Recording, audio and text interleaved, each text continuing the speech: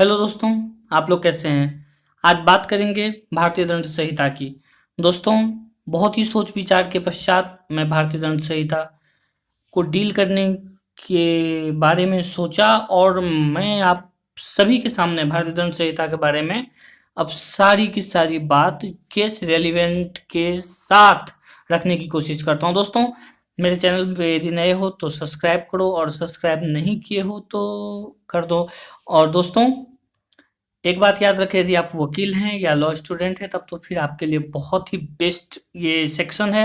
ये मैं पूरा का पूरा आईपीसी को अपने ब्लॉग पे डाल रहा हूँ और आप सभी से निवेदन है कि यदि आप एक एक चीज को बारीकी से समझे तो शायद ज़्यादा फायदा होगा।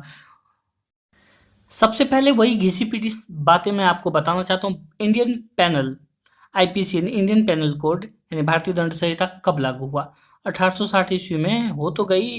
दोस्तों, मैं उन्हीं सेक्शन को ले रहा हूँ जो ज़्यादा इम्पोर्टेंट है। तो सेक्शन 7, एक बार स्पष्टीकृत पद का भाव। दोस्तों, सेक्शन 7 ये बता देता है कि भैया ये पूरी की पूरी बुक में, इस पूरी संहिता में जो एक बार लिख दिया गया है वो पूरा का पूरा किताब में वही चलेगा। यदि स्त्री शब्द लिख दिया गया तो स्त्री शब्द, स्त्री मतलब आधा सौ त्र, तो वो स्त्री हो गया।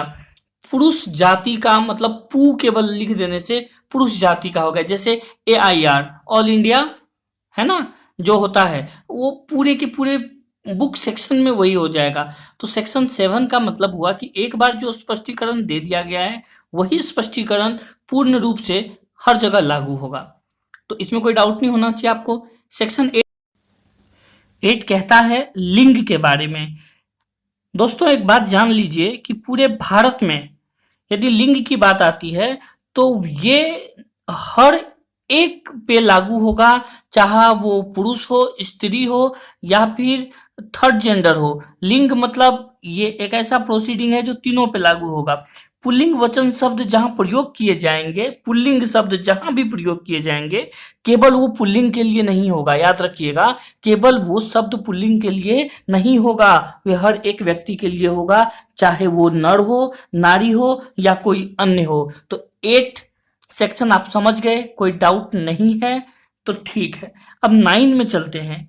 9, जब तक कि संदर्भ में, समझ रहे हैं, जब तक कि संदर्भ में कोई एक वचन या बहुवचन के बारे में स्पष्ट जानकारी नहीं मिलता है तब तक ये वचन शब्द एक यानी एक वचन, एक होने का द्योतक होता है, यानी एक होने का संकेत होता है।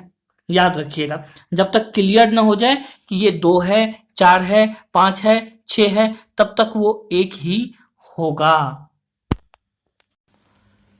सेक्शन 10, पुरुष और स्त्री। पुरुष शब्द किसी भी आयु के मानव नर का द्योतक है। पुरुष शब्द का यदि उपयोग किया जाता है ना दोस्तों, तो ये मत देखो कि वो बच्चा है, अरे बच्चा है, पुरुष नहीं हो सकता, ये बड़ा है तो ये बूढ़ा है, ये नहीं। पुरुष मतलब पुरुष, जो पुरुष है, जो लड़का है, जो मर्द है, वो किसी भी उम्र का हो, फर्क नहीं पड़ता, वो पुरुष है तो पुरुष है। सेक्शन 10 आईपीसी ये समझाता है। और स्त्री शब्द मतलब किसी भी उम्र की महिला।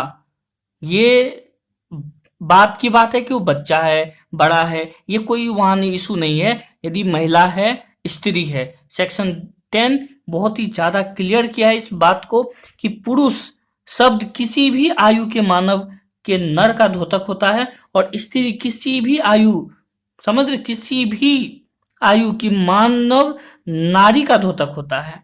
तो ये बात आप समझ गए होंगे बहुत ही अच्छे से। दोस्तों, आप मेरे चैनल के साथ बने रहें प्लीज़ और अंत तक वीडियो देखें। मैं ये ऐसे फालतू बातें नहीं बोलूँगा। यदि आपको कंटेंट चाहिए तो आप वीडियो रेगुलर देखें, कंटेंट नहीं चाहिए तब तो आप स्किप करके जा सकते हैं। अगला हमारा सेक्शन है वो है व्यक्ति।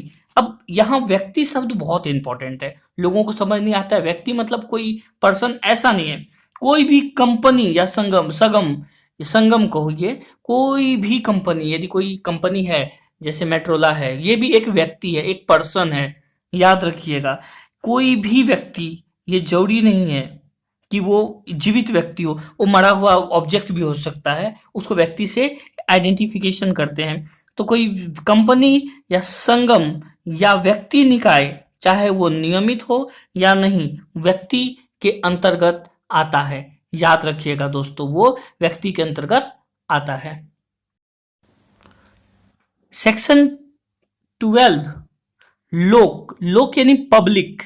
द वर्ड पब्लिक जो है ये किसी भी समुदाय, किसी भी वर्ग, किसी भी पंथ के लोगों का, एक आम जनमानस हो या अरबपति, करोड़पति, कुछ भी हो, यदि वो किसी भी समुदाय के आम या खास व्यक्ति है तो वो लोक की श्रेणी में आएगा। लोक मतलब पब्लिक, यानी कि आप देश में यदि करोड़पति है तो भी भारत के पब्लिक है, लोक हैं, और यदि आप गरीब हैं तो भी भारत के लोक हैं।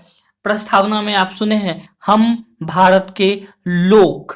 लोक का अर्थ यही होता है कि हम भारत के सामान्य जन नागरिक हैं। यहाँ आइडेंटिफिकेशन सेक्शन 12 में किया गया है। आगे बने रहें, भाग 2 जरूर देखें। सेक्शन 12 के बाद उसके अंदर एक एक चीज़ों को बहुत ही बेहतरीन ढंग से आपके सामने प्रस्तुत किया गया है। तो जाने से पहले सब्सक्राइब कर दें, अच्छा लगा तो लाइक करें। इससे ज़्यादा मैं कुछ भी नहीं कह सकता। धन्यवाद।